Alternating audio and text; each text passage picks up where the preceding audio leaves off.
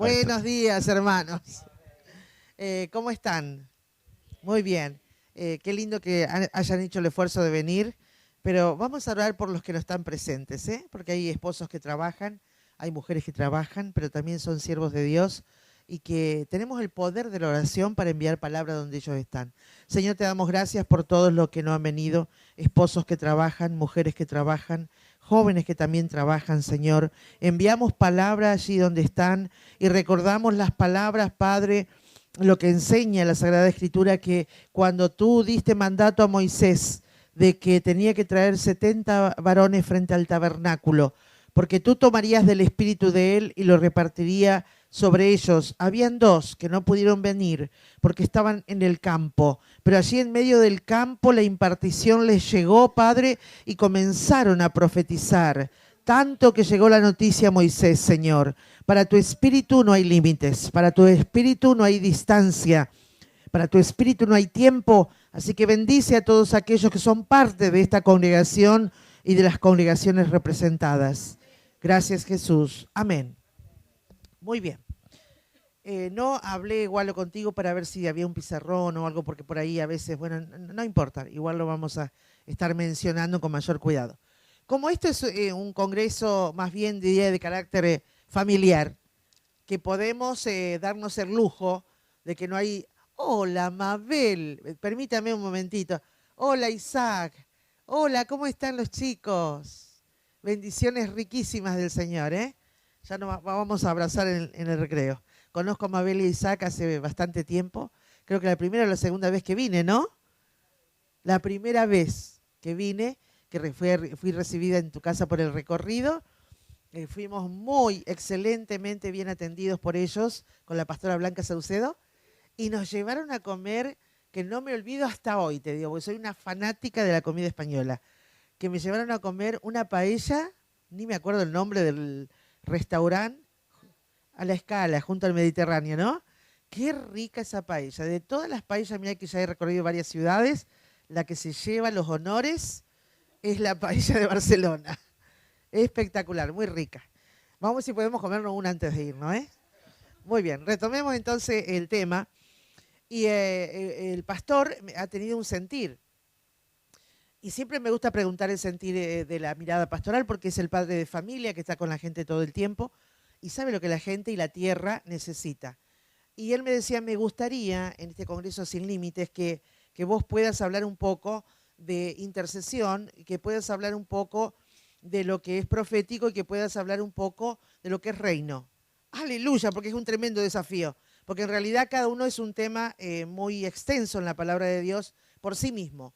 Pero como esto es una introducción a lo que luego estaremos haciendo, y yo creo que en esta venida mía aquí a España hay un propósito de Dios, porque yo sé que todos los que venimos decimos hay un propósito, pero yo soy un poquito atípica a lo mejor de algunos ministerios, y cuando Dios me trajo a España fue con mucha pelea. Yo peleé mucho con Dios para venir a esta nación cuando me llamó la primera vez y me dio una visión cuando yo ni siquiera, mi esposo estaba vivo, estábamos pastoreando, teníamos múltiples tareas, aparte del ejercicio pastoral, y recuerdo que de rodillas orando en mi habitación, Dios me abrió la visión espiritual y enseguida por el público me di cuenta que no era Argentina y Dios me dejó escuchar lo que pasaba en esa iglesia y entendí que era una iglesia de España.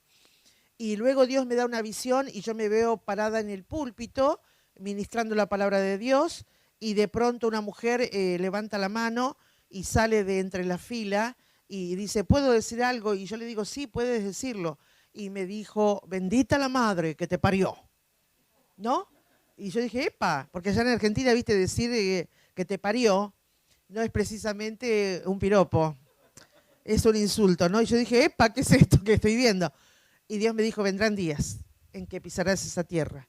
Y para que veas que yo soy el que te envía, esto que has visto se va a cumplir. Eso se cumplió en Madrid, en el Congreso de Mujeres.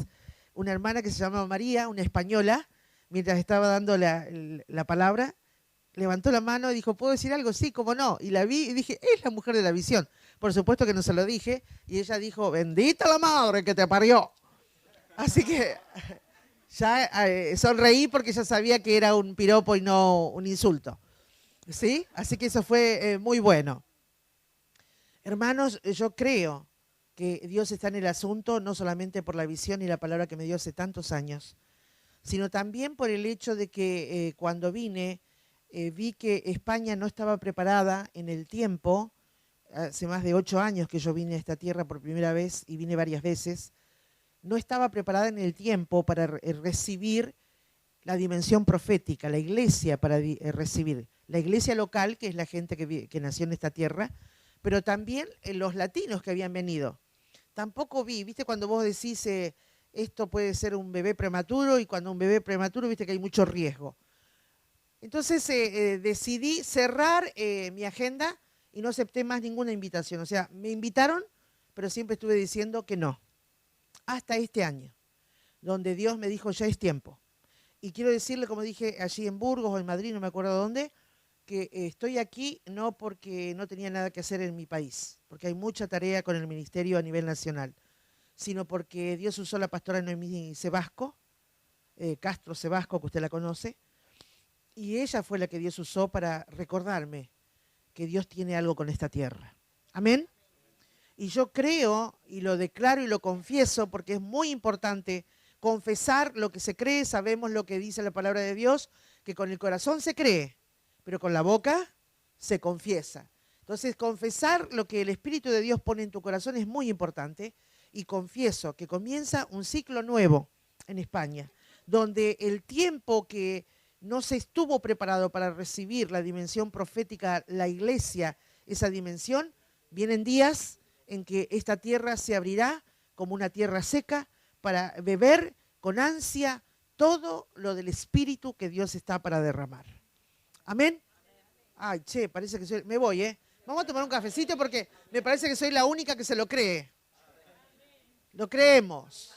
Lo creemos. Y la lágrima que usted ha soltado por esta tierra, el deseo de ver las cosas de Dios como usted la ha vivido o experimentando, como las lee en la Sagrada Escritura, vienen días en que lo va a poder ver. Amén. Muy bien.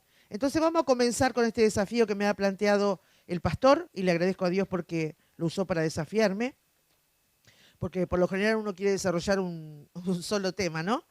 Pero creo que se puede unir todo lo que está en el sentir del pastor, y voy a tratar de hacerlo lo mejor que pueda. Vamos a abrir la Biblia en Romanos, capítulo 7, versículo 6.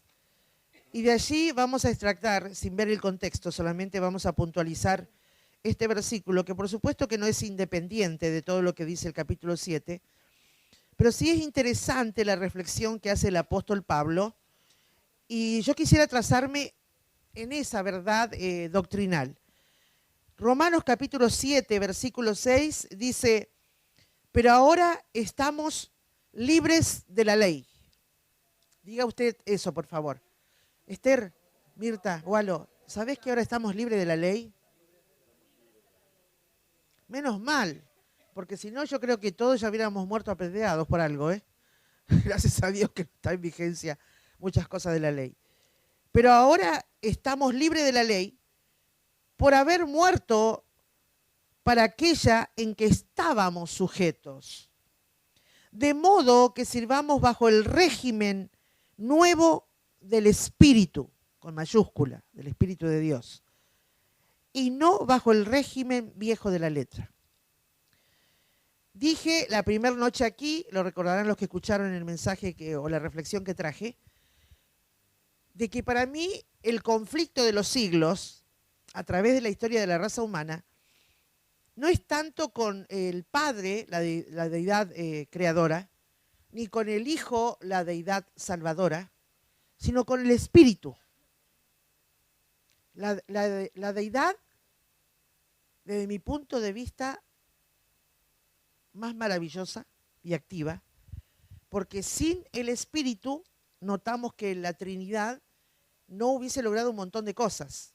Porque cuando usted lee en Génesis que Dios dice que Dios creó los cielos y la tierra estaba desordenada y vacía, dice, más el Espíritu de Dios se movía sobre la faz de las aguas. Entonces vemos que la intervención del Padre creando o recreando, porque para mí Génesis no es tanto creación, sino recreación de todo el desorden que pasó, un caos que nosotros no entendemos y él tuvo que recrear, hasta crear, sí, al hombre y a la mujer, pero fue intervención clara de la Trinidad. Y el conflicto de los siglos es que Israel no entendió esa forma de interactuar el Padre, el Hijo y el Espíritu Santo. Y vamos a notar que en el Antiguo Testamento, Dios el Padre toleraba, Dios el Hijo se presentaba como el ángel de Jehová, pero el Espíritu de Dios era el que en el celo del Padre muchas veces tenía que manifestarse en forma de juicio, porque el hombre primitivo, la nación de Israel, no entendía cómo interactuaba el Padre, el Hijo y el Espíritu, y que cuando se confronta al Espíritu de Dios no nos queda otra cosa que juicio, a la larga o a la corta. No sé si lo estoy expresando bien. ¿Vamos bien hasta ahí? Y sigue siendo el mismo conflicto de los siglos hoy. La iglesia moderna está, yo lo veo tan claro cuando estudio la Sagrada Escritura y repaso conceptos doctrinales en la Biblia, lo veo tan claro como el agua, de que el mismo conflicto de todos los siglos es el mismo conflicto de este tercer milenio. Una iglesia que se debate entre me vuelco al Padre que es el Creador, me vuelco al Hijo que es mi Salvador, y bueno, y con el Espíritu ya levantamos la mano y decimos, bueno, eso del Espíritu, como si del Padre, al Hijo y al Espíritu lo pudiéramos fragmentar, lo pudiéramos diseccionar, y es más, me duele el atrevimiento de nosotros como iglesia que nos paramos en el púlpito de la lógica, de la intelectualidad, de la profesionalidad, también de la doctrina, entre comillas, de la sana doctrina, porque todos los 50.000 denominaciones evangélicas dicen que todos tienen la sana, ¿no? Que todos son de la sana, que el otro es el de la mala. Nos paramos en esa sana doctrina y no nos estamos dando cuenta, porque si Dios no nos abre una cosmovisión, estamos viendo las cosas fragmentadas, también parcializadas, no nos estamos dando cuenta de que la iglesia se está debatiendo en una gran crisis entre que unifico la deidad o separo de la deidad lo que no me gusta. Y yo creo que eso es una soberbia, una altivez, porque veo grandes teólogos que pretenden explicarnos quién es Dios, cuando en realidad Dios tiene suficiente grandeza para explicarte a vos mismo quién es Él. ¿Sí o no? Diga a su hermano, y en esta ciudad de Barcelona, este conflicto es el que más se nota en las iglesias, dígalo. ¿Sí? ¿No es cierto, varón? Acá el conflicto es terrible. Viste que cada pastor se para en el púlpito de su gran sabelotodo, y cuando llega el tema del Espíritu Santo, es el conflicto. En Argentina, cuando Dios me levantó a esto, fue un grave problema, porque por las diferentes doctrinas que hay o denominaciones, los bautistas ortodoxos no están de acuerdo con la tercera persona de la Trinidad. Dicen que el ejercicio de la persona de la Trinidad ya pasó ese ejercicio del libro de los Hechos. Asimismo, los bautistas, los libres ortodoxos, que son un poquito todavía más fuertes en la oposición al Espíritu Santo. Y así te puedo hablar de un montón, ¿no? De gente de la asamblea que es pentecostal, pero no hace honra a la vida del Espíritu. Solamente le quedó el nombre, y hoy es un pastor que es un político religioso que usa las cosas a su conveniencia y difícilmente deja al Espíritu Santo que le influya en algo de su forma de gobernar, ¿no? Entonces uno se encuentra que este conflicto hay que resolverlo antes de entrar a hablar de intercesión. Que este conflicto hay que resolverlo antes de entrar al ámbito profético. Y que este conflicto debe ser resuelto antes de decir que yo entré a la dimensión del reino de Dios en la tierra. ¿Por qué? Porque si no resolvemos este conflicto, vamos a entrar un poco, como decimos en Argentina, un poco crudo, ¿viste? Como un churrasco. Yo noto que acá comen el churrasco crudo. No sé Barcelona, pero Madrid te lo dan estilo americano, grueso, vuelta y vuelta, pero adentro está totalmente crudo. En Argentina vos podés pedir diferentes tipos, y yo soy, bueno, junto con mis amigas, somos de que nos gusta bien cocido. Entonces, este dicho en Argentina está bien comprendido. Este está vuelta y vuelta, decimos. O sea, este todavía no tiene hasta los huesos las verdades de la palabra de Dios. Este no tiene encarnadas las revelaciones de Dios. Y en Argentina usa una frase, lo profético, lo de intercesión y lo de reino te tiene que ser revelado. No hay seminario que te pueda conceder la gracia de que te sea revelado. Hasta que a un pastor, hasta que un miembro de la iglesia, un obrero, lo que fuere, no le es revelado, no es iluminado los ojos del entendimiento, créame que va a salir con mucha información. Por eso yo soy reacia, que si vos entendés lo que es revelación, lea libros de guerra espiritual, lea libros de lo profético si quiere, pero no trate de hacer lo que lee hasta que no le sea revelado. Porque ahí está el grave problema. Porque Dios no quiere en territorio del Espíritu Santo grandes teólogos. Lo que quiere es gente rendida. A ver, ¿entendimos? En el territorio del Espíritu, Dios no quiere grandes teólogos. Lo que quiere es gente rendida. Pregunta a su hermano, ¿y vos qué onda? ¿Cómo estás rendido? ¿Estás vuelta y vuelta? ¿Cómo? ¿Sí? Porque, ¿viste? Porque a veces estamos vuelta y vuelta. ¿No es cierto? Entonces, Isaac, Mabel, ¿quieren venir más adelante? Así les veo la cara. Y no importa si los niños, yo lo veo que están quietitos los niños ahí, ¿no? No hay problema. ¿Tiene problema usted con que los niños hagan algún ruidito? No. Si Jesús no tuvo problema con los niños, ¿qué problemas vamos a tener nosotros? No, aparte yo madre de 6 hijos, ¿te imaginas que de 6 hijas? Ahora soy madre de 12 porque tengo, no, de 12 no, de 11 porque tengo yernos. Así que soy madre de 11 ahora también. Muy bien, me ha crecido la familia. Muy bien, entonces vamos a ver un poquito este versículo porque me encanta. En Latinoamérica, tanto como he escuchado estos días aquí, que también ya he llegado a España, hay una cosa sobrevaluada, ¿viste? De lo que dicen ser apóstoles.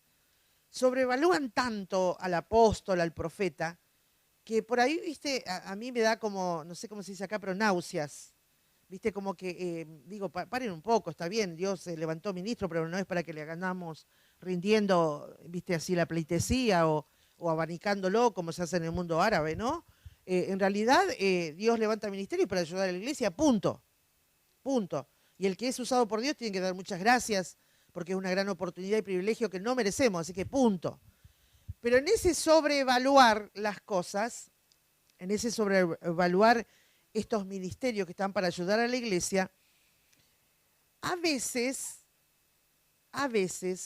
no se practica este versículo, porque fíjese, nos está hablando, diga conmigo, no cualquier apóstol, nuestro apóstol, diga. Cuando a mí por ahí me entran a discutir, hola Analía, ¿cómo estás? Dios te bendiga. Una amiga de Argentina, ¿eh? ¿Sí? Qué lindo, che, qué regalo. Estar compartiendo palabras y ver las caritas amigas es un regalo de Dios. Fíjese que cuando hay gente hombres de Dios, que me entran a discutir, buenas discusiones, no de las malas, de las buenas, las que te dejan un provecho, y entramos a discutir sobre teología y todas estas cosas, y cuando me dicen, ¿quién es tu apóstol? Depende de qué humor esté, es mi respuesta. Si me estoy poniendo de mal humor, le contesto, mi apóstol es el apóstol que es tuyo también. Es el apóstol Pablo. Y se quedan, viste, como en shock, porque no esperan a veces que uno le diga eso. Pero resulta ser que para nosotros los gentiles, Dios nos levantó un apóstol. Qué alegría que hay, porque el apóstol Pablo es nuestro apóstol, ¿eh? Es una alegría terrible. Y usted puede decir, no, mi apóstol es Cash Luna, Maldonado, que está muy promocionado por Dios en este tiempo, allí de aquel lado del charco. O puede ser otro. Pero créeme que si bien es cierto, yo trabajo en un equipo apostólico, soy directora de un equipo apostólico que es Veraca en Argentina, pero a la vez estoy insertada, trabajo como en mi oficio profético en un otro equipo apostólico que se llama Reformar, y ahí sí sirvo específicamente con lo profético. Créeme, aunque tengo un apóstol, Mi apóstol es el apóstol Pablo.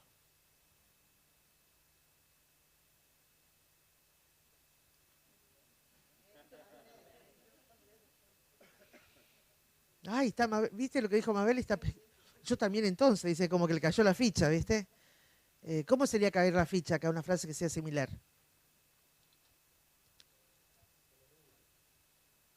No, ¿se le nubla? ¿Por qué se le nubla? Tildado. No, yo quiero decir que no lo había pensado así y escuchándolo ahora es como que lo entendió. ¿Cómo? Ah, claro, es una frase más común, pero allá decimos caer la ficha, ¿viste? Caer la ficha. Porque un dicho de los viejos de telefonía, de los viejos teléfonos, que se echaba la moneda para hablar. Ah, te cayó el 20, esa está mejor. Sí, esa está buena. A Mabel le cayó el 20, muy bien. ¿Por qué? Porque si no logramos acuerdos, acuérdense que de que estoy aquí, o recuerden, mejor dicho, a los que son locales, que dije que cada vez que un ministro da un mensaje, lo que está buscando, aunque no lo diga, es el acuerdo del público con la verdad que le está trayendo para la iglesia. Y que a veces la gente no entiende que tiene que ponerse de acuerdo porque el acuerdo es poderoso en Dios. Y lo que estoy tratando de hacer es, porque lo que voy a hablar luego, es de que logremos en esta introducción un acuerdo. ¿Quién es tu apóstol? Pregunte al de al lado. ¿Quién es tu apóstol? No lo conteste que sí si no lo digiere, conteste si lo digirió, porque esto no es por obligación. ¿Sí? Pero yo estoy convencidísima de que mi apóstol es Pablo, porque Dios levantó un apóstol para nosotros los gentiles. Entonces quiere decir que todo lo que los gentiles tenemos que aprender, ¿de quién lo tenemos que aprender? ¿De qué? Toda la Biblia es útil, porque dice que todo es útil, pero si yo quiero aprender de lo sobrenatural de Dios, que es reino, apóstoles y profetas, ¿a quién me tengo que remitir? A las cartas de Pablo, porque él es el que nos va a enseñar. ¿Sí? Sí, cómo no. ¿Le pasan, por favor, un micrófono? No, pero no por tu sonido, sino que te escuchamos bien, sino porque están grabando, para que tu voz quede ahí bien, bien grabada. No, al fin, no, podés interrumpir en cualquier momento, no. Cualquiera, no hay drama, está bien lo que estás haciendo. Muy bien. ¿Está? Si no, le doy el mío, ¿eh? Muy bien. ¿Le pasan, por favor? ¿Cómo es tu nombre? Hola, ¿qué tal? Soy David, Mucho gusto, David. argentino también. Ah, mira. 12 años acá, pero bueno. Sí. La pregunta, bueno, era corta, simplemente que no tengo bien claro, o sea, la definición de apóstol, digamos, en toda la... Porque claro, Pablo a mí me encanta, es el que más me gusta, es el que más claro escribe y el que más extenso también se expresó, ¿no? Sobre todos los temas del reino. Pero Sí. también, bueno, Pedro y hay otras cartas también, no solo la de... Y por supuesto las enseñanzas de Jesús, no sé, bueno, ¿cuál es la definición de apóstol? Porque claro, me sorprende viniendo de Argentina que allá van saliendo muchos apóstoles, que le llaman que son pastores de pastores o algo así, Sí. creo entender. Y entonces, pues, no sé bien. Bueno, ¿Cómo se nombran? mi punto de vista, porque viste, sobre lo apostólico hay cientos, miles de puntos de vista hoy, pero mi punto de vista, viendo o cómo Dios me ayuda a entender la Sagrada Escritura, los apóstoles de la categoría de que estamos hablando se extinguieron, no existen más. ¿Qué es lo que marcaba la diferencia entre ellos y los modernos? La inspiración plena, o sea, la revelación plena. Era revelación que no se podía rebatir. Por eso están los libros de ellos como palabra de Dios bien estricta. Los profetas y apóstoles modernos somos recreados en base a ese referente. ¿Qué es un apóstol moderno? Para poder decir, calificarse a sí mismo apóstol, tiene que haber pasado por la unción pastoral, o sea, haber trabajado cierta X cantidad de años como pastor, haber transitado cierta cantidad de años por la unción evangelística, o sea, haber servido en el ámbito evangelístico. Tiene que haber pasado también por el ámbito profético, tiene que tener sensibilidad como mínimo de unción profética. Tiene que haber tenido también en un tiempo, aunque no tuviera la maestría, pero sí en algún tiempo tiene que haber ejercido la autoridad de adiestrar o adoctrinar o enseñar a otros. ¿Sí? ¿Cuál me falta? Y es apóstol por mi punto de vista, y esto soy firme, porque te la tengo clara en lo que la Biblia dice. Tiene que ser llamado por Dios a hacerlo y confirmado por la iglesia.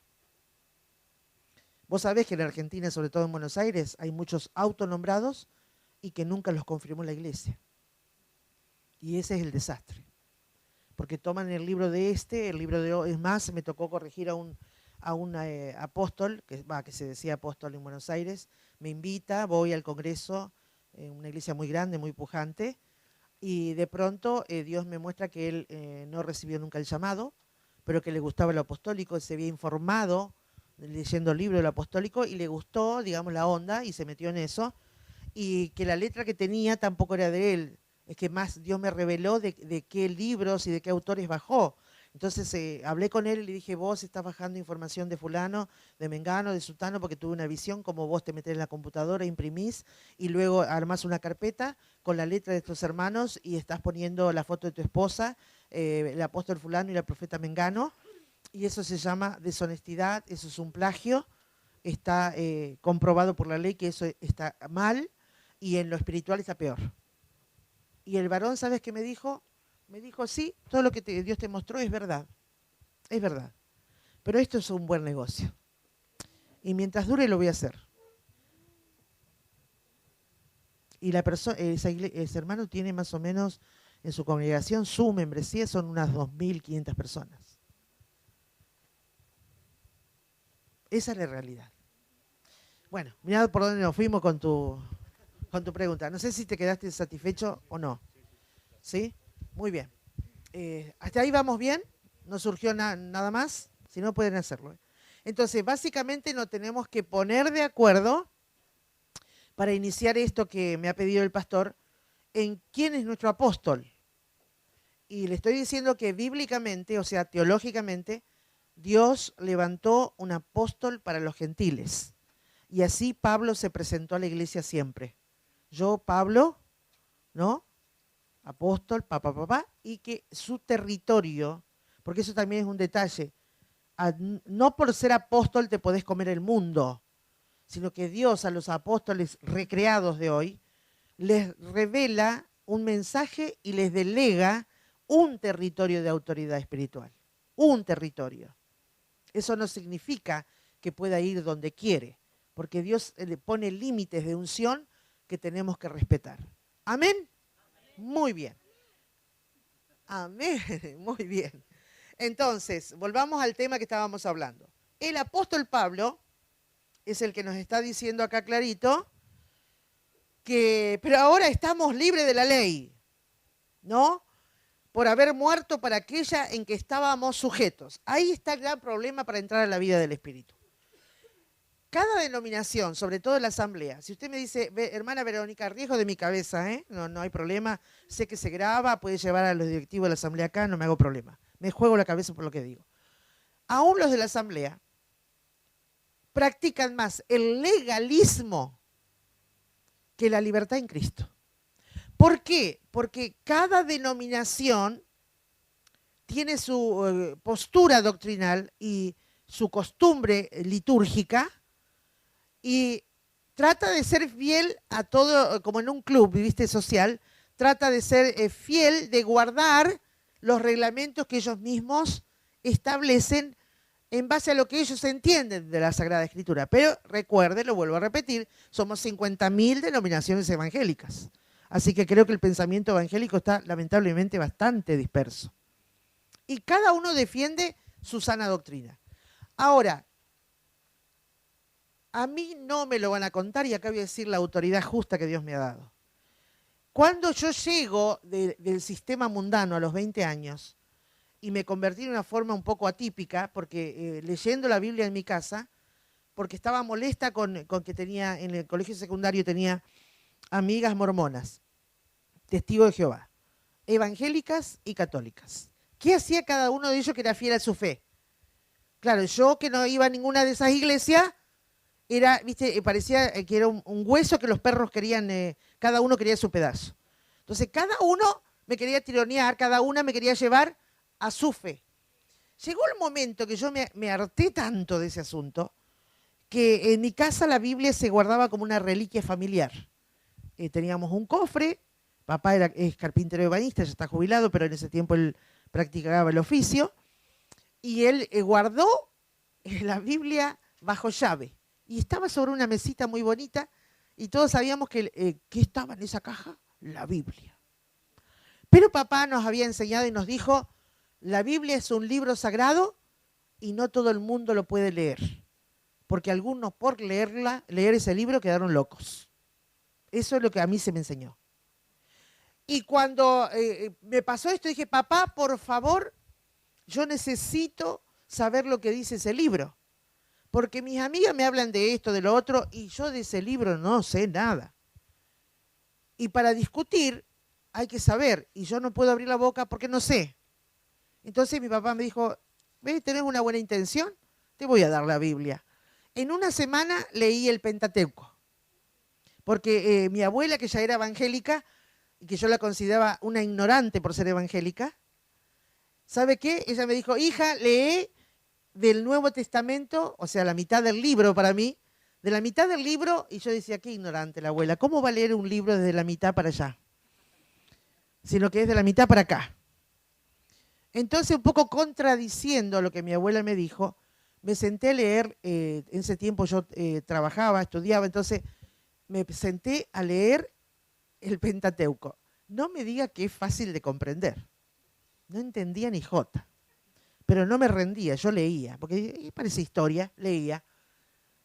Y en ese leer sin entender, el Espíritu de Dios hizo una obra maravillosa.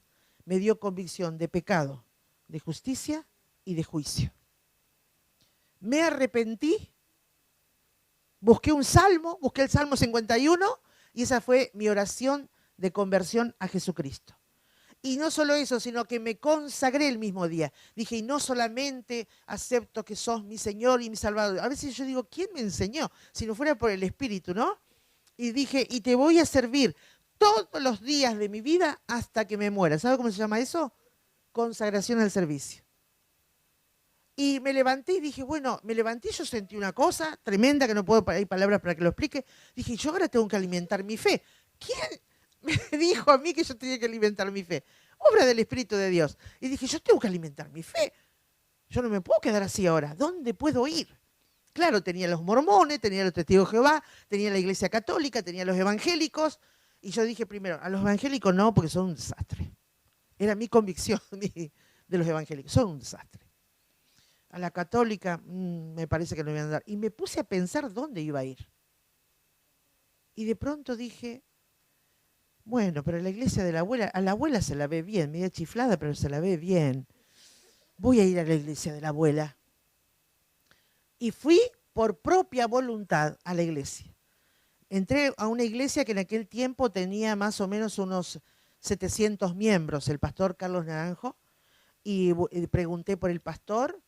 Le dije a la abuela, yo quiero hablar con el pastor, y fui y le dije, hola pastor, mucho gusto, yo soy una hermana en la fe. Así me presenté, yo soy hija de Dios igual que usted. Y ya decidí seguir a Cristo hasta que me muera. ¿Qué tengo que hacer? Y él se sonrió, me dijo todo lo que tenía que hacer, y desde entonces no me he apartado de la fe. Pero en los años 70, que en Argentina había una revolución social y moral también, y nos estaba llegando algo a lo que ya Estados Unidos estaba practicando hace mucho y también Europa, porque hasta ese momento era como más sana la vida moral social, digamos, pública de Argentina, sobre todo de Buenos Aires, y comenzó la moda verdad. En aquel tiempo se usaba, las chicas no usaban sutiens está bien dicho aquí, corpiño, sujetador, qué sé yo, no sé cómo le dicen. Sostén, muy bien. Sí, tiene que sostener, ¿eh? Eso seguro. Muy bien, el sostén. Y se usaba lo que se llamaba la moda verdad. Así que, ¿qué estaba de moda en ese tiempo? Yo era adolescente, bueno, era joven, empezó la adolescencia, llegué en los 70, tenía 20 años.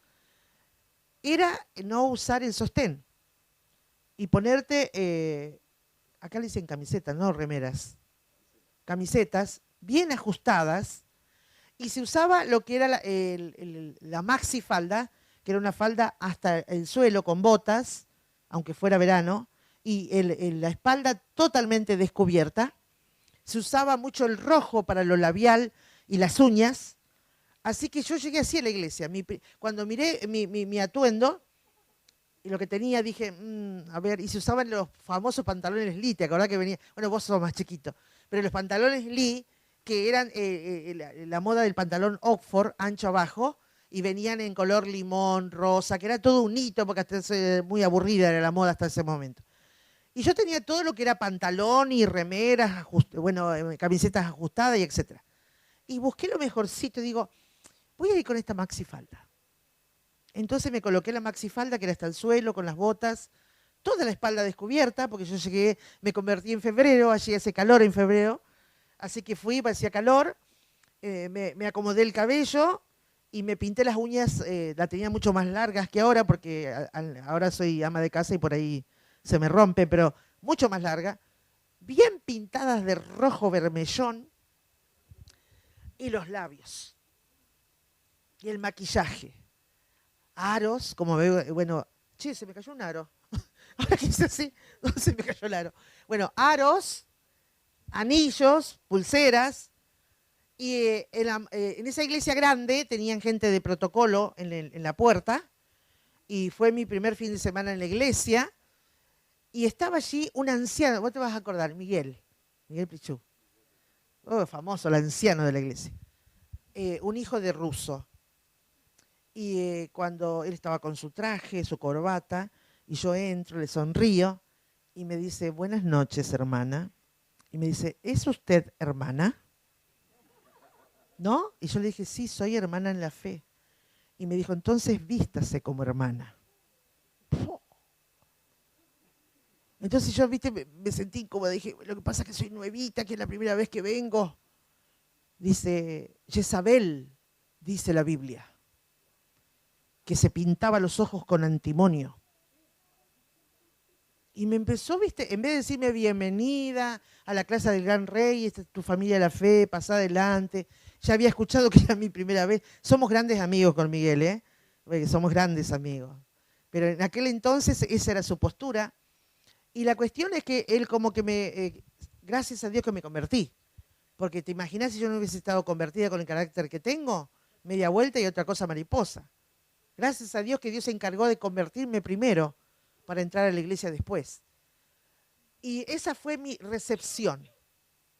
Entonces, con los años, 17 años, por eso nadie me puede decir que no porque lo viví.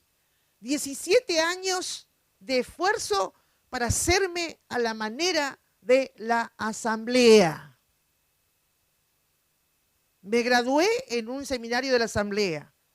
Me casé con mi esposo, que llegó a ser pastor, de la asamblea. Mi pastor era de la asamblea. Enseñé por año en el Instituto Bíblico de la ciudad de la asamblea. Así que si usted me va a decir a mí qué era yo, te contesto. Asambleísta. Y para mí los otros no existían.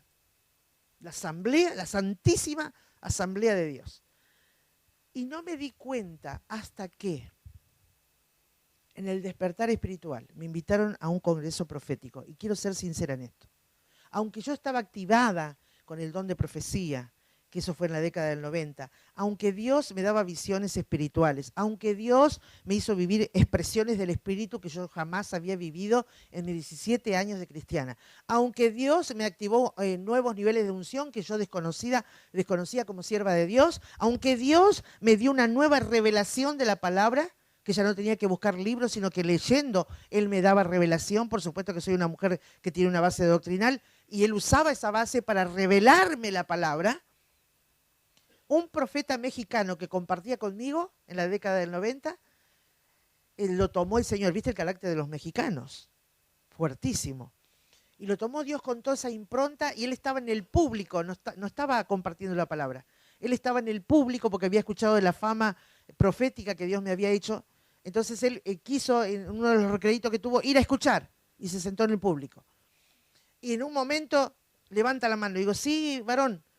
Dice, así te dice el Señor. Ay, mamá mía, me dio una lavada de cabeza a Dios. Porque Dios me dijo, recuerda de dónde te saqué. Recuerda que yo te traje a mi casa. Recuerda que yo te traje libre de la ley, pero la ley de mi casa te marcó. Vuelve a ser libre, porque te he levantado, me dijo ese hermano de parte de Dios, para que saques a los que están prisioneros de la doctrina legalista. Y vos podrás sacarlos, porque yo te ayudaré a salir. Y desde ese entonces he salido. Lo primero que corregí es esto.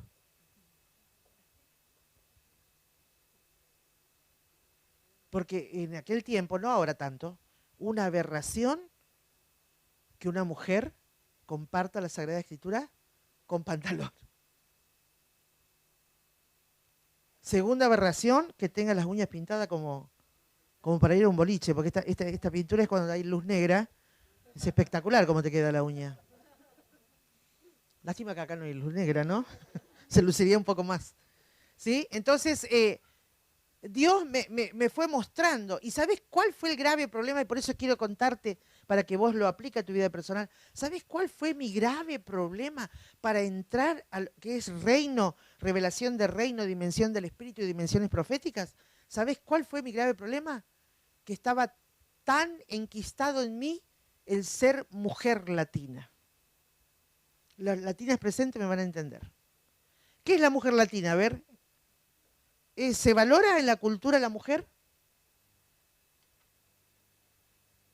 No. La mujer hasta el día de hoy es un objeto de uso para el hombre. ¿Me gustás? Vení, no me gustás, andate.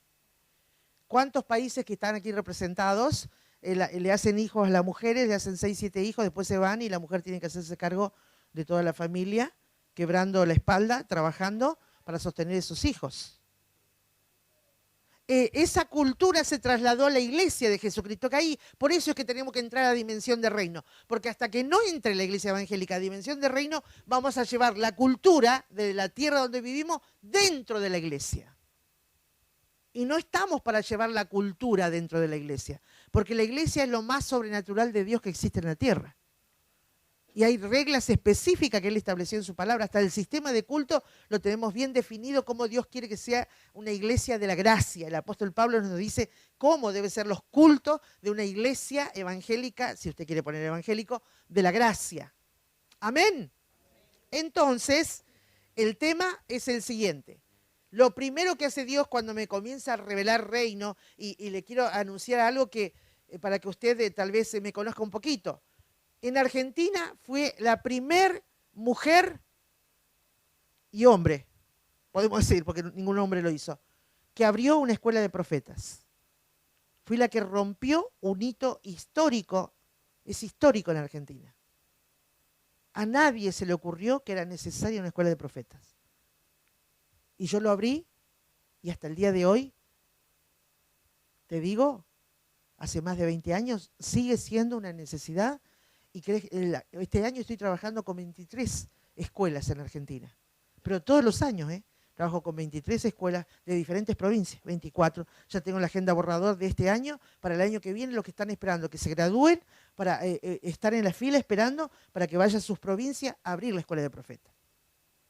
Además de eso, fui la primer mujer, y tampoco hubo hombre, que usó la terminología 5 ministerios trabajando juntos.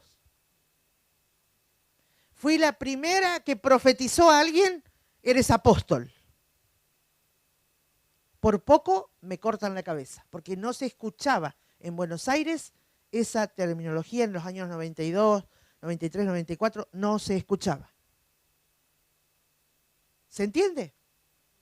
Entonces Dios, para que yo entre a esa revelación, tuvo que hacer algo conmigo, porque pobrecito Dios, entre comillas pobrecito, yo creo que como padre sufría porque él sabía lo que tenía para mí y yo atada al legalismo de la asamblea, atada a eso de que soy mujer latina, que el hombre. Entonces yo a mi esposo siempre empujándolo porque el que tenía que brillar era él, el que tenía que mostrar el poder era él, el que tenía que predicar era él y el que tenía que ser el sacerdote del hogar era él y todo él. Y yo, sí, mi amor. Y se me enseñó en el seminario, cocinarle, plancharle y hacer el amor.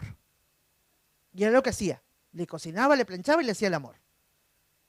Porque él era el hombre de Dios. Y no me di cuenta que estaba matando mi identidad en Dios por amor a mi esposo y al Señor y a lo que había aprendido. Entonces, ¿qué es lo primero que Dios me hace en lo profético? Eso, bueno, lo sabés, bueno, viajó un pastor de no sé qué provincia, porque se enteró de lo profético, y llegó y dijo al pastor Joaquín, el pastor lo atendió y dijo, no, yo no vine por usted, pastor, yo vine por la profeta Verónica, y quiero que ella me atienda, porque viajé todos estos kilómetros no para que me atienda cualquiera. Entonces el pastor me dijo, che, Verónica, ahí hay uno medio complicado, que no quiere que yo ore por él, ahí dice que viene por vos, no sé, ¿vos lo llamaste? No, ni sé quién es la persona. Y dice, bueno, hace un lugar y lo atendés. Y viene este varón. Lo primero que Dios me dice es, poné la mano sobre su cabeza. Mujer latina, ¿qué es para una mujer latina poner la mano en la cabeza a un hombre? Che, ¿no hay latinos acá? ¿Se ve con agrado? Que una mujer le ponga la mano en la cabeza, ni a una hora se ve mucho con agrado. En aquel tiempo, imagínate. Y Dios me dice, ponele la... Y yo, Señor, no. ¿Cómo le voy a poner la mano en la cabeza? Él es hombre. Entonces escuché lo siguiente. El Espíritu de Dios no tiene genitales. Me alcanzó y me va a sobrar hasta que me muera. Porque si el Espíritu de Dios no tiene genitales, significa que puede usar a un hombre, a una mujer, a un niño, a un adulto, y bien dijo Jesús, si ustedes no hablan, aún las piedras van a hablar. Varones, no se sientan incómodos con lo que estoy diciendo, porque como pasa la enseñanza por vaso de mujer, y bueno, mis experiencias son femeninas, ¿qué le va a hacer? ¿No? No es nada con el hombre, por favor. Entonces, tuve que quebrar ese legalismo y tuve que hacer morir, porque fíjense que acá el gran detalle que tenemos que ver todo para entrar a la dimensión profética o de reino, como usted prefiera decirlo, dice, pero ahora estamos libres de la ley por haber muerto para aquella en que estábamos sujetos. Hasta que usted no muera a su forma de ver el Evangelio, hasta que usted no muera a su forma de interpretar a Dios, hasta que usted no muera a todas esas cosas que lo separan de las dimensiones sobrenaturales de Dios, y lamentablemente te digo que esto no va a funcionar. Es más, yo tengo una premisa que la enseño en las escuelas de profetas. Le digo, si usted quiere entrar a las dimensiones de gloria que Dios estableció para este tiempo, para que la iglesia funcione como Dios espera, primero asegúrese de dejar en la puerta colgada el alma. Porque no se puede entrar vuelta y vuelta, medio cocido, medio crudo. Ahí hay que entrar definido. Entonces, cuando Dios me habló y me dijo, Verónica, a ver si entendés que a mí me place usar a la mujer. Y aunque la asamblea diga que la mujer es un segundo plano, para mí no es un segundo plano, porque yo te he levantado como una Débora. Cuando no se hablaba de las Déboras en Latinoamérica, él me dijo, vos sos una Débora. Yo te levanté para ser madre. ¿Madre de qué? Decía, yo ya tengo 6. ¿No? Bueno, 5 tenía en ese tiempo, no eran 6. 5. Después vino la sexta. ¿Sí? Entonces, cuando Dios me hablaba fuerte, yo me confronté que por 17 años fui ministro equivocada. Fui una ministro atada, una ministro encarcelada, una ministro limitada, y que como mi nacimiento fue sobrenatural, en otras palabras te digo, ¿por qué Dios me convirtió a solas? Porque no quería que me contamine con el formato denominacional evangélico. Pero no lo entendí, porque yo entré como toda persona con la autoestima dañada. Y viste, cuando empecé a ver las reglas, ¿sabés qué es lo que hice? Me corté las uñas, me dejé de pintármelas, ya no me maquillé tanto, me ponía un brillito en los labios, me ponía una falda más larga que parecía la hermana de Teresa Calcuta. ¿Viste? ¿Sí o no? Bueno, vos me conociste un poquito mejor, Analia, pero era de terror. No sé cómo mi esposo me miraba, pobrecito, porque era como que cuanto más te flagelabas, más santo eras. Qué tremendo. Respire hondo y afloje un poquito. Un poquito nomás afloje. No es yoga, es aprovechar para aflojar un rato. Entonces, la pregunta del millón acá de euros es, ¿qué va a hacer usted? Porque el desafío que me ha presentado el pastor es grande junto con su esposa. Y yo me planto en el desafío que él me ha dado. Pero no me gusta dar trompadas al aire. Me gusta ponerme de acuerdo con el público. Si el público realmente tiene interés a Sin Límites, bueno, tiene que tomar una decisión. O va a seguir practicando todo lo que su santísima denominación le propone, porque no, créanme que en algún punto, en esto del espíritu, como se lo presenté, es el conflicto de todas denominaciones, aún de los pentecostales. Es el conflicto de los siglos. Sí. Buen día, buenos días. Quiero compartir un poquito mi testimonio. La organización a la cual pertenezco es la Iglesia Evangélica Congregacional. No sé si acá en Barcelona hay, pero en Madrid sí escuché que había. Y es una iglesia totalmente legalista, tradicional, más allá de que en algunas naciones se va renovando ya, pero el origen es bautismo de niño, comunión, se predica el arrepentimiento, pero es bien estructurada y legalista. Y yo también fui al Instituto Bíblico de nuestra organización, me preparé 3 años para el ministerio pastoral y se nos enseñaba que el Espíritu Santo, que los dones, que incluso lo demoníaco fue solamente para el tiempo posterior a Jesús, o sea, la época de Jesús y los apóstoles, para que la gente creyera y de esa forma se pudiera formar la iglesia, pero que una vez que los apóstoles no estaban más, todo eso dejó de existir. Entonces estudiábamos el Espíritu Santo, pero en teoría. Sin embargo, a mí siempre me quedaba eso de que por qué entonces hay gente que cuenta de milagros, hay gente que tiene esta experiencia, esta otra experiencia, y siempre renegué y luché con eso. La primera vez que fui a escondidas, porque mi esposo no estaba muy de acuerdo, entonces leía libros a escondidas, miraba videos a escondidas del Espíritu Santo. La primera vez que voy me dejo ministrar, eran hermanos que habían venido de Canadá, y yo siempre cuento, fue la primera vez que, bueno, me impusieron mano y me caí. Creo que duré, no sé, si 5 o 10 segundos en el suelo.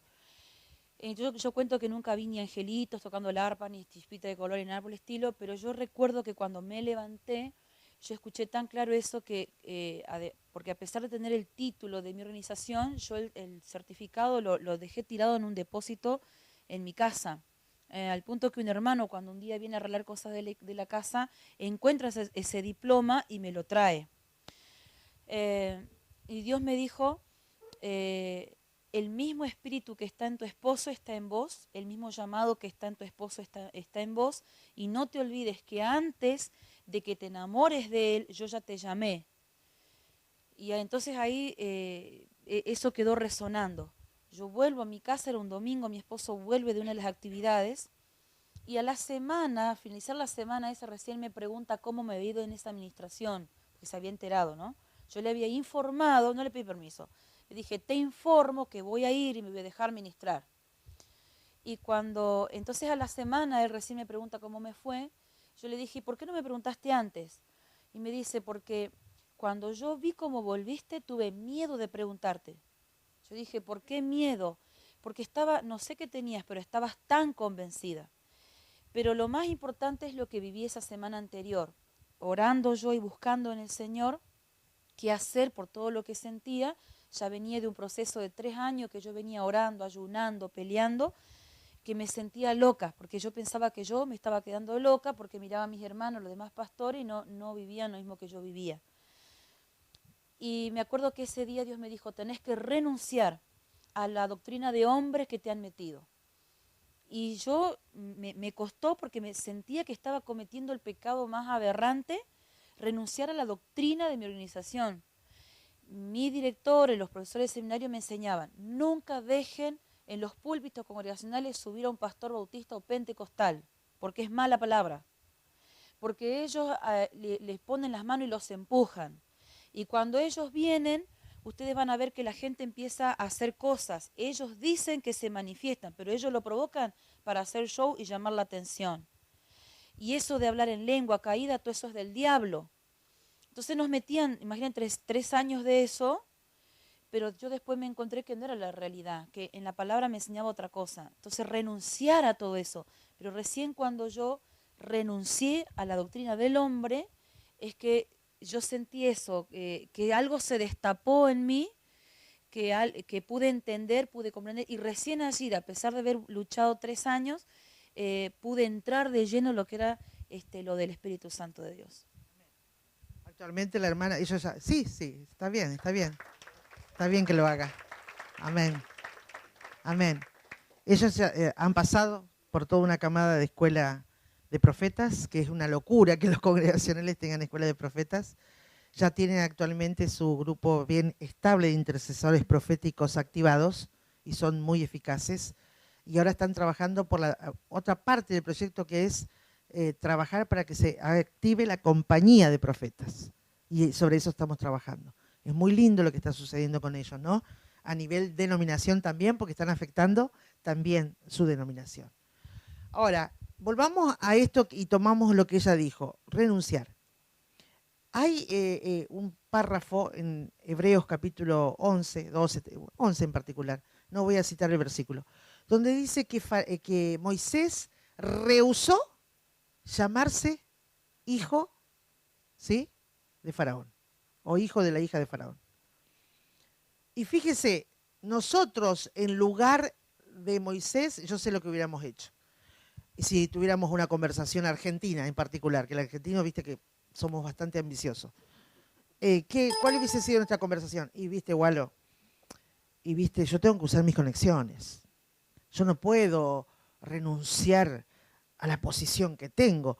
Yo tengo la cobertura de Faraón. Yo soy posiblemente la heredera de Faraón. Y bueno, cualquiera sueña con mi puesto. Porque desde allí yo voy a poder hacer todo lo que vos no podés hacer, Walo. Porque el argentino habla así, ¿eh? Todo el tiempo está haciendo un concurso y somos muy competitivos y orgullosos. Entonces todo el tiempo estamos en esa puja. Es parte de la cultura, sobre todo no de todo el país, sino de la provincia de Buenos Aires. Ahí está la puja. El de adentro es un poquito más sencillo y más humilde. Sí, el porteño, ¿viste? Bueno. Sí, a favor. Por ahí, pásenle rápido el micrófono, por favor. Sí. No, está bien. Le están por... No, espera, entonces me parece que es más rápido que yo me vaya hasta... No, digo que como porteño me sorprende ver que los más famosos, porteños o argentinos en general, son el Papa Francisco, ahora en este momento, ¿no?, que es humilde, y Messi, que es humilde. O sea, pero sinceramente no sé, están saliendo... ¿El Papa dónde? El Papa es porteño, ¿no? Creo. Messi, bueno, pero quiero decir, salgan de donde salgan, son humildes, ¿no? No van y son los máximos exponentes. Entonces, claro, me extraña. Digo, ¿qué está pasando en Argentina? Porque hace 12 años que no volví. Entonces, claro. Pero la cultura sigue ahí. No me imagino, pero digo que bueno, que hacen buena publicidad por ese lado, por lo menos, ¿no? Ve que le sale el argentino, defiende enseguida. Muy bien. Enseguida defiende, gloria a Dios, aleluya. Bueno, vamos a dejarlo ahí, no vamos. Pero sí destaco que los humildes llegaron, no los otros. Muy bien.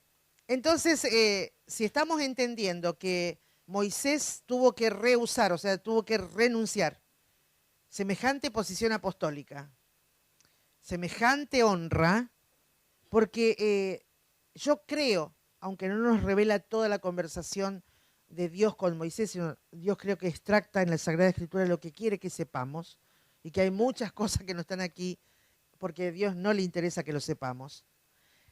Hubo un entender de Moisés, un entendimiento de que si él iba a ser profeta de Dios, porque Dios le dejó bien claro, yo voy a hablar con vos, profeta de Dios, y dice la Sagrada Escritura que de la categoría profética de Moisés, como él, ninguno.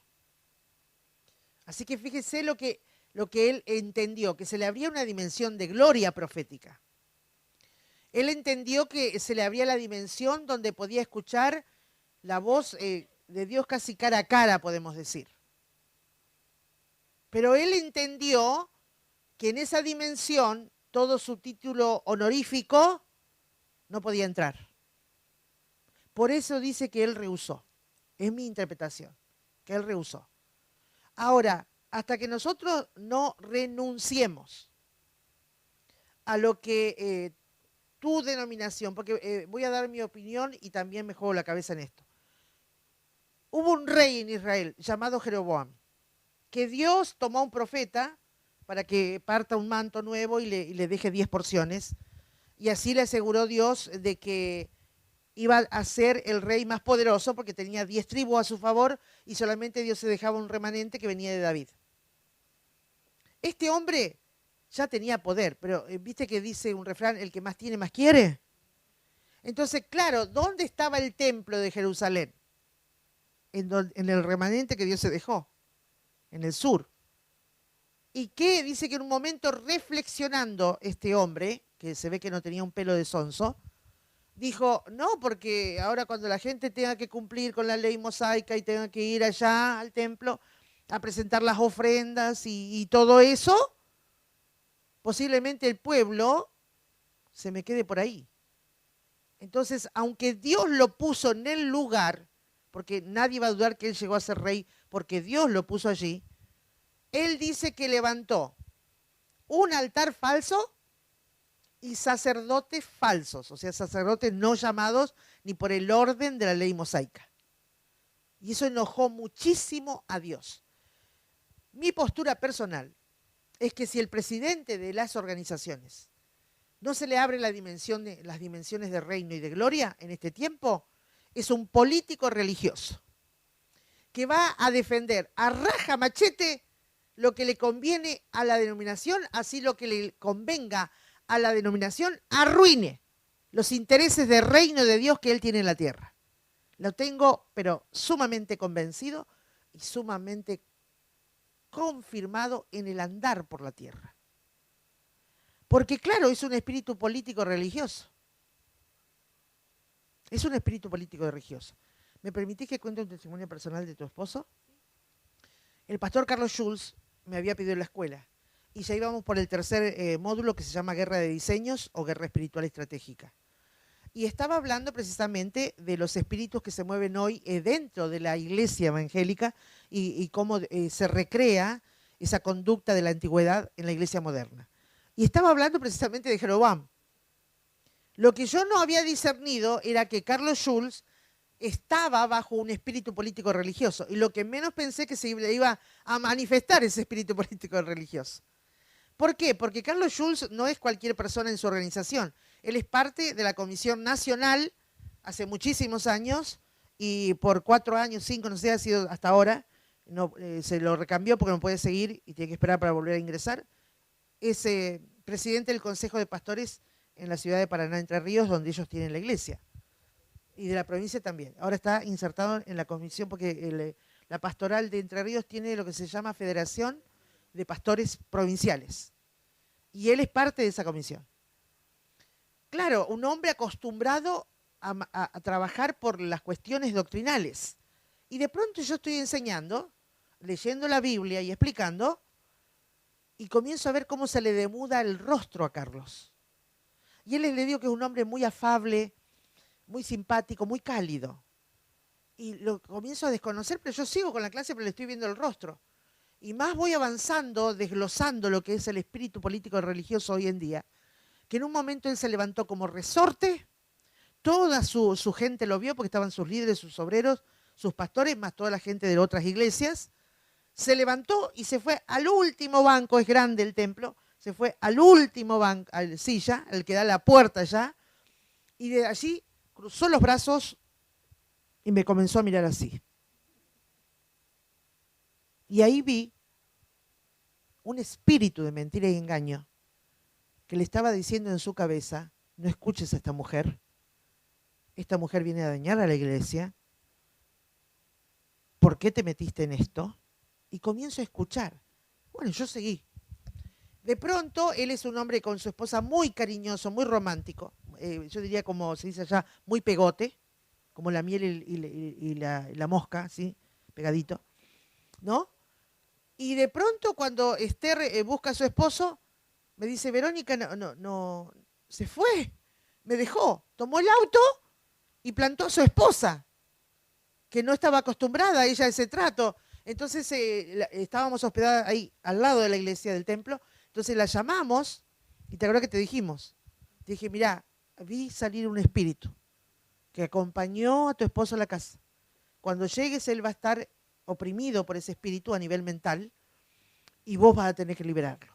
Así que con Mirta Jacobi, que justo estaba ahí, me había acompañado, oramos por ella y ella fue a ministrar liberación de un espíritu de mentira y engaño que estaba fomentando y alimentando una filosofía religiosa llamada espíritu político religioso.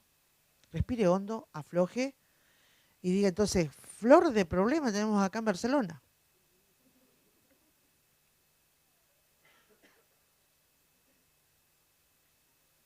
Político religioso, así se llama.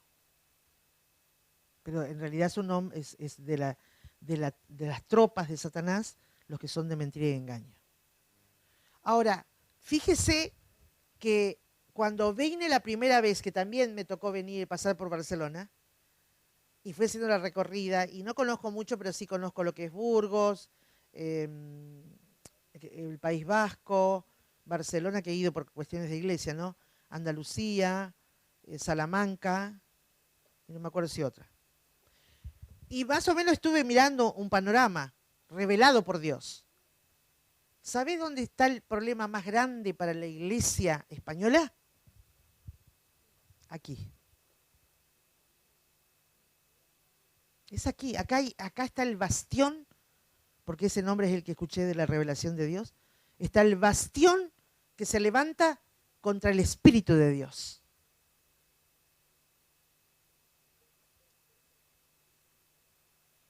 ¿Sabe que cuando conocí aquí, que no conocía Barcelona y vine la primera vez, conozco mi provincia, Buenos Aires, conozco lo que es la capital?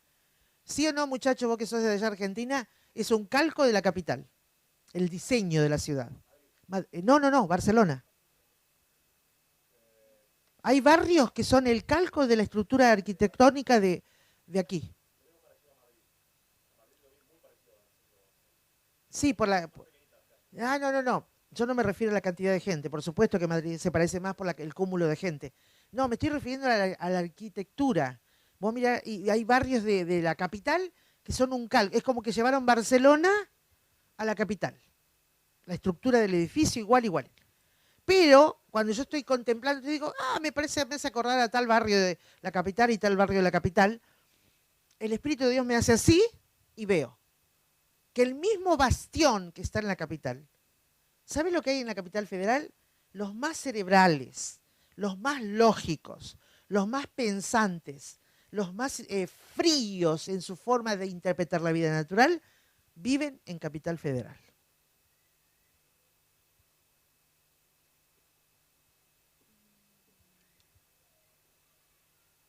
Y la paradoja es que es comprensible porque es la capital de una nación, que además es internacional y sumamente turística.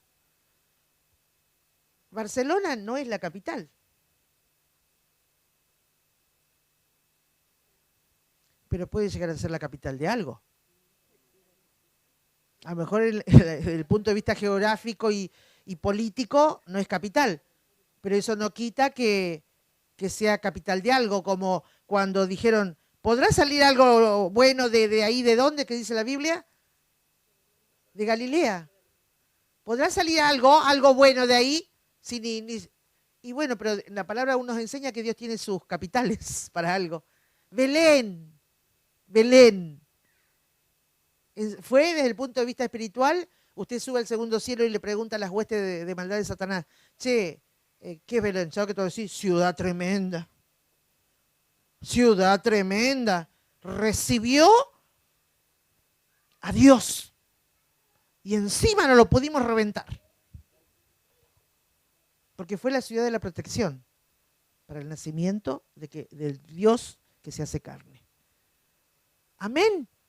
Muy bien, ¿hasta ahí vamos bien o le estoy como complicando? Ya cerramos ahora, esta primera parte. Vamos a cerrar con la oración. Entonces, como verán, no le estoy dando mucho argumento. Solamente estoy pensando en voz alta y estoy siendo franca, sincera, no estoy adornando nada. Y le estoy diciendo cómo interpreto la verdad de la iglesia hoy. Y que ustedes aquí, como uso un dicho en Argentina, ustedes tienen la pelota cuadrada, los que viven acá, los que son hijos de Dios, tienen la pelota cuadrada. Por más que quieran meter goles para lo que es dimensiones de gloria, acá tienen la gran problemática que se honra más la religión evangélica que la vida del Espíritu.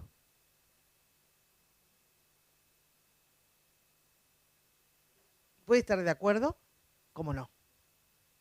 Pero es necesario, como dijo Jesús, que 2 o 3 se pongan de acuerdo y pidan al Padre algo en el nombre. Si los tantos y picos que hay aquí no se ponen de acuerdo y yo veo que 3 están aceptando el mensaje, ya tengo todo lo que el reino me dice que necesito para que esta ciudad cambie. No tenemos que ser 100.000 para que cambie esta ciudad, hermano. Si a 3 le cae la ficha, es más que suficiente. Créalo, si yo pude en mi país, siendo mujer, confrontar toda la maquinaria religiosa de muchas denominaciones, enfrentar a toda la casta sacerdotal masculina y hablar de las verdades del Espíritu, y no me han apedreado, quiere decir que si ustedes son 3, pueden hacer mucho más que lo que yo he hecho en mi país. Respiro hondo y aflojo otro poquito, pónganse de pie. ¡Wow! Sí, yo digo wow porque acá a vos, yo me voy, si me cortan la cabeza, viste, no hay drama, yo sin cabeza vuelvo a Argentina igual. Pero vos que te quedás, Gualo, que Dios te proteja a vos y a Eli. Amén. Entonces, me remito a terminar, no voy a desarrollar todo el versículo, solamente esto es una modo de introducción para ponernos de acuerdo en lo que sigue. Dice, por haber muerto para aquello en que estábamos sujetos. Y sí, yo tuve que renunciar a la filosofía de vida de mujer latina para estar donde hoy estoy parada. Tuve que renunciar a una parte de la doctrina que se me implantó en la asamblea que luchaba contra la vida real del espíritu. También tuve que renunciar a esto de que argentinísima hasta la muerte. Porque soy de las argentinas que nunca renegó del país, soy de las argentinas que ama el país, tanto que en un momento dije, Señor, yo me parezco a ese profeta que no quiso ir, usted recuerda, ¿no? Jonás. Yo digo, Señor, yo me reconozco como Jonás, a mí no me muevas de mi tierra y mi parentela porque vamos a andar mal. Pero tuve que renunciar también a ese sobrevaluar mi nación que es tan bella, tan bonita y tan bendecida por Dios. Tuve que renunciar a la cultura argentina para poder aprender cultura de reino. Tuve que renunciar a mis sueños personales para caminar los sueños de Dios. Es más, por ahí me da gracia cuando estoy en un congreso y pasa el congresista o el que va a exponer la palabra y dice, mira, yo los sueños que estoy caminando son los sueños que yo tenía cuando me convertí, era chiquitito. Yo estoy caminando sueños que jamás tuve. ¿Sabés cuál era mi sueño? Servir en la congregación que elegí y adiestrar generaciones a través de la enseñanza de la palabra y morir y que mis hijas se críen ahí y que trabajen allí para el Señor. Esa era mi meta y mi sueño. Nunca tuve otro sueño. Jamás tuve otro sueño. Pero Veraca es un sueño de Dios. Así se llama el ministerio que lidero. La red Veraca. Es un sueño de Dios. Y resulta ser que yo estoy caminando los sueños que Él tuvo. ¿No? Y no es fácil caminar los sueños de otro. Pero cuando amás a ese alguien, también te enamoras de sus sueños. Amén. Entonces, hermanos amados, usted se ha sentido identificado o no, sabe que tiene que dejar o no. Pero si usted quiere crecer en las cosas del Espíritu, indudablemente va a crecer porque la iglesia del tercer milenio, si nos agarra fuerte de todo lo que trae el Espíritu a la iglesia, ya te digo, ya tenemos un despertar católico en las puertas. Ha crecido el hinduismo en forma extraordinaria. El mundo musulmán es una cosa que está avasallando, tanto que la iglesia católica, no crea que la iglesia evangélica le está poniendo freno, ¿eh? Si usted me dice que la iglesia evangélica le está poniendo freno al mundo musulmán, me tiro acá y me largo a reír. Mentira, mentira, mentira. Lo que le están poniendo freno al mundo musulmán son los católicos. Y gracias a Dios porque lo están haciendo. Pero si nosotros no nos llenamos del Espíritu,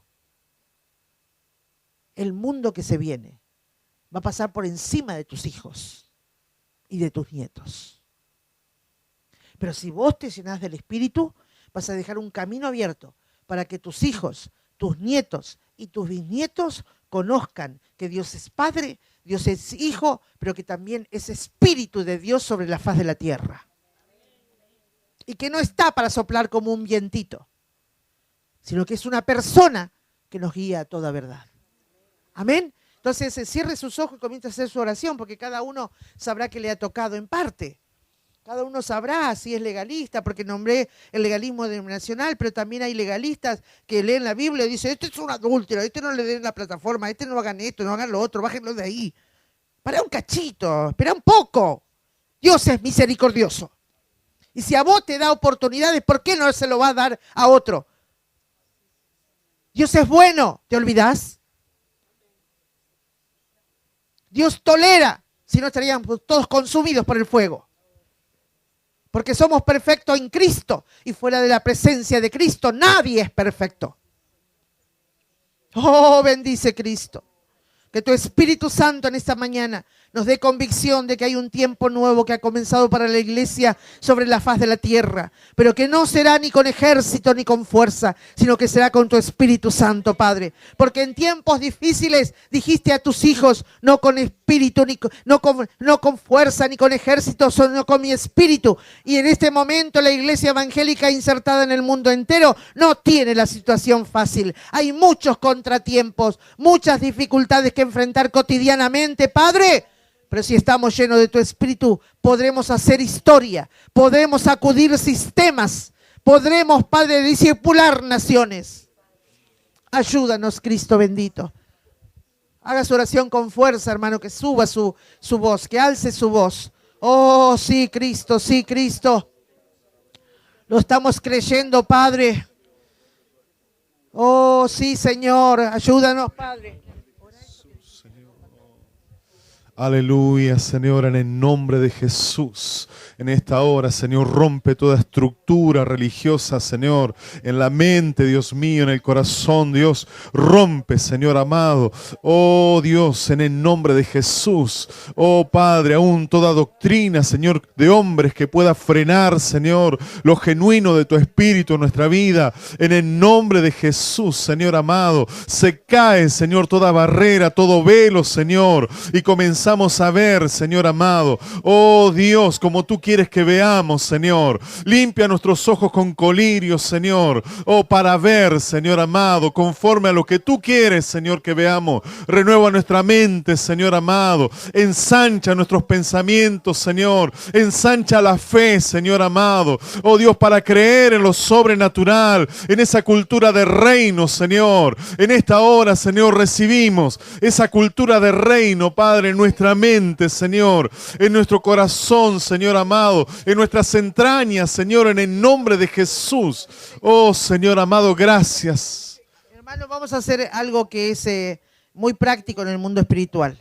Muchas veces tenemos velos, son invisibles a los ojos naturales, y son velos que adrede nos pone la filosofía de vida que practicamos o la cultura regional y la cultura también doctrinal. ¿Qué le parece si hacemos esto? Que funciona. Haga de cuenta que tiene una venda y que diga, yo me quito el velo que me impedía ver lo que necesito ver en este tiempo.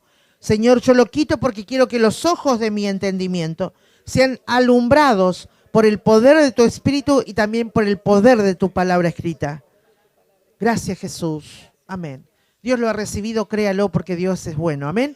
Vamos entonces a un recreito. Aleluya. Vamos a tomar un recreíto hasta las 13:30 que comienza el próximo